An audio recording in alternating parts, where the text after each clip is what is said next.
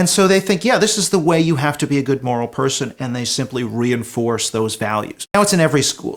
90% of 18 to 20-year-old Americans that I interviewed, sent the survey to, said that they had encountered at least one critical race theory concept from an adult in school. We have no idea what pathologies or advantages those systems might have. Now, of course, that's refracted through things like gender. So in this case, I think women will just back up and reinforce the dominant values, dominant ideology of the elites in a society. So I'm not as convinced. Why the elites? Why do you think it's okay? Why would women specifically back up the dominant ideology of the elites? Do you think that's a consequence of something like hypergamy, or what's your theory about that?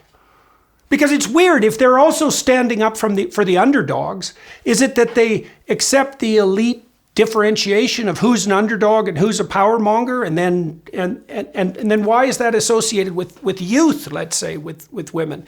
I'm trying to disentangle all that. Well, I think there are a couple of things. I mean, one is the education system, which I think shifts in this direction in a big way. I mean, it was there in a few radical centers like Berkeley and the Toronto District School Board, Greater London Council. So you had these crazy places.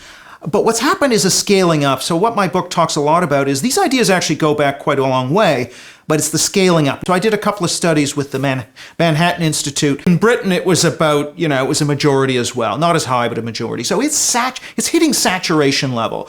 So that's what women are getting in class, and then they see it in the institutions, that maybe in the workplace, in the government. So they're seeing this thing, DEI, everywhere.